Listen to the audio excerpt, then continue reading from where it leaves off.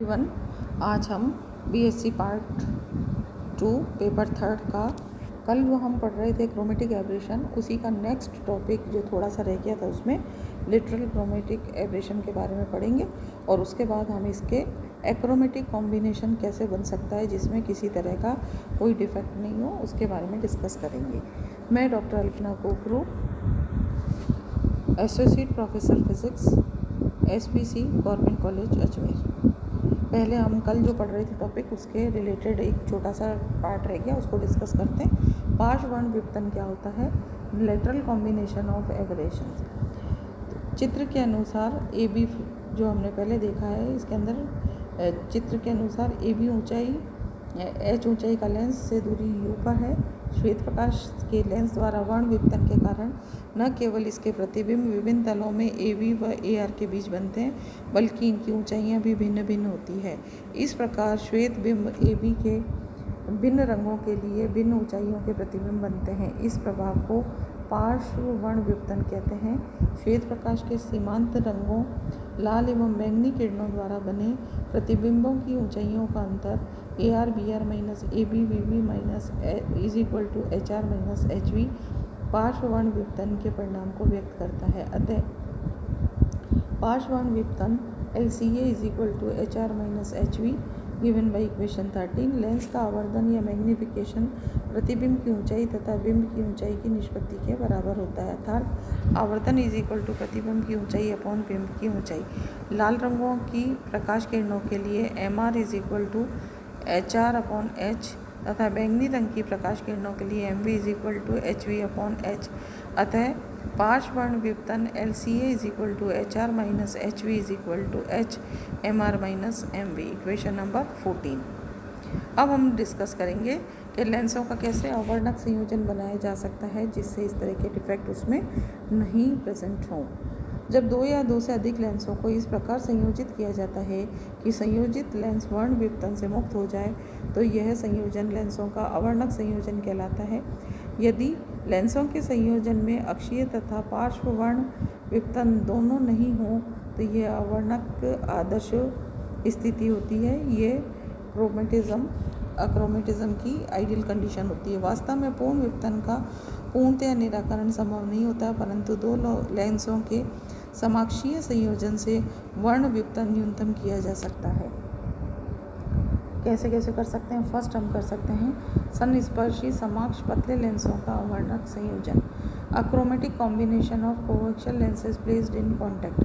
पतले लेंसों की फोकस दूरी का सूत्र है 1/f is equal to mu minus 1 into 1/r1 minus 1/r2। यहाँ f, म्यू, r1 व r2 क्रमशः लेंस की फोकस दूरी, अपवर्तनांक तथा उसके दो तलों की वक्रता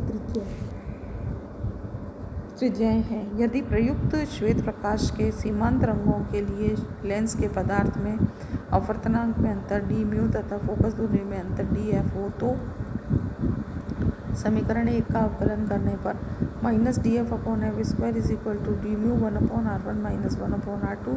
समीकरण 1 से 1/r1 माइनस 1/r2 का मान रखने पर minus DF upon F square is equal to D mu upon mu minus 1 into 1/f। यदि लेंस के पदार्थ की विक्षेपण क्षमता ओमेगा हो तो omega is equal to mu V minus mu R upon mu minus 1 is equal to D mu upon mu minus 1 और minus DF upon F square is equal to omega upon F, equation number 4। अब माना संस्पर्शी समाक्षीय संयोजन के दो पतले लेंसों की फोकस दूरियां क्रमशः f1 व f2 तथा वर्ण विक्षेपण क्षमताएं ω1 और ω2 है। यदि संस्पर्शी दो पतले लेंसों के संयोजन की फोकस दूरी f हो तो 1/f is equal to 1/f1 plus 1/f2 given by equation number 5। इसका अवकलन करने पर minus DF upon F square is equal to minus DF1 upon f1 square minus DF2 upon f2 square. दोनों पतले लेंसों के लिए समीकरण 4 से मान रखने पर minus DF upon F square is equal to ω1 upon f1 plus ω2 upon f2 given by equation 6। यदि संयोजक अवर्णक है तो श्वेत प्रकाश के सभी रंगों के लिए संस्पर्शी संयोजन की फोकस दूरी एक ही होनी चाहिए और उसका मान लेते हैं f, इसलिए DF इज इक्वल टू 0 होगा। तो omega 1 is equal upon F1 plus omega 2 upon F2 is equal to 0 और F1 upon F2 is equal to minus of omega 1 upon omega 2। यह दो पतले लेंसों के अवर्णक संस्पर्शी संयोजन का आवश्यक प्रतिबिंब है। ऋण चिन्ह का अर्थ दोनों लेंसों की प्रकृति विपरीत होनी चाहिए, अर्थात यदि एक लेंस उत्तल है तो दूसरा लेंस अवतल होना चाहिए। अब दो पतले लेंसों के अवर्णक संस्पर्शी संयोजन के लिए विपरीत प्रकृति के लेंसों की फोकस दूरियों का अनुपात उनकी विक्षेपण क्षमताओं के अनुपात के बराबर होना चाहिए। परस्पर इस सटाकर रखे अवर्णक लेंसों का संयोजन 2.15 में दिखाया गया है। सेकंड, निश्चित दूरी पर रखे दो पतले लेंसों का अवर्णक संयोजन। Achromatic combination of two thin lenses placed at some distance. समान पदार्थों के दो पतले लेंसों का अवर्णक संयोजन उन्हें निश्चित दूरी d पर समाक्षीय रखकर भी बनाया जा सकता है।